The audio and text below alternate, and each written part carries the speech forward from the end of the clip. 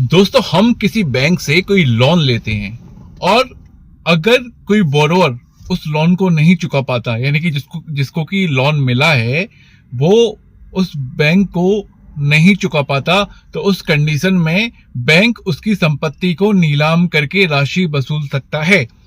लेकिन यहाँ पे यह जानना जरूरी है कि उस बोरोवर के भी कुछ राइट्स हैं, यानी कि जिसने लोन लिया है उसके भी बहुत सारे अधिकार हैं।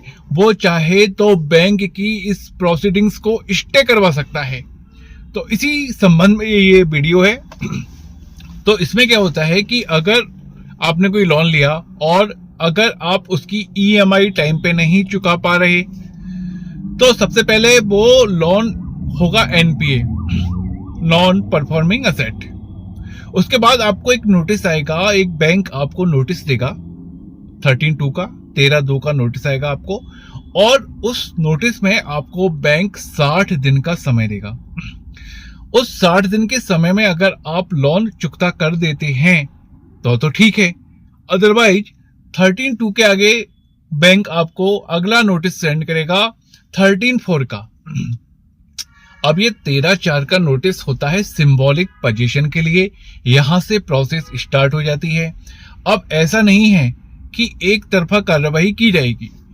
यहाँ पे जो बोरोवर है, यानी कि जिसने लोन लिया है, उसको पूरा अधिकार है कि वह अपनी इस कार्रवाई को चुनौती दे सकता है। इसके लिए अस्तित्व में आता है DRT, डेब्ट रिकवरी ट्रिब्यूनल।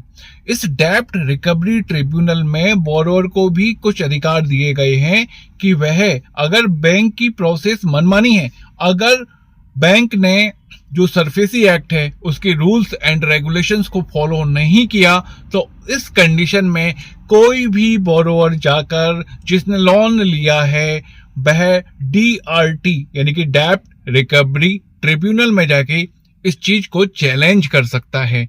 और डेब्ट रिकवरी ट्रिब्यूनल बैंक या जो भी NBFC जिससे कि आपने कोई लोन लिया है उसका रिप्लाई लेगा, और उसको लगता है कि उसका रिप्लाई लेगा, इसके बाद उसकी सुनवाई करेगा।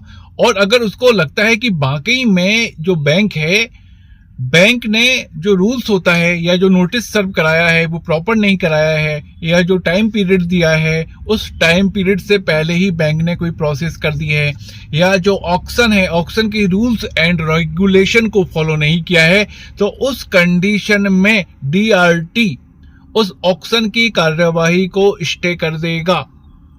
और अगर प्रॉपर्टी नीलाम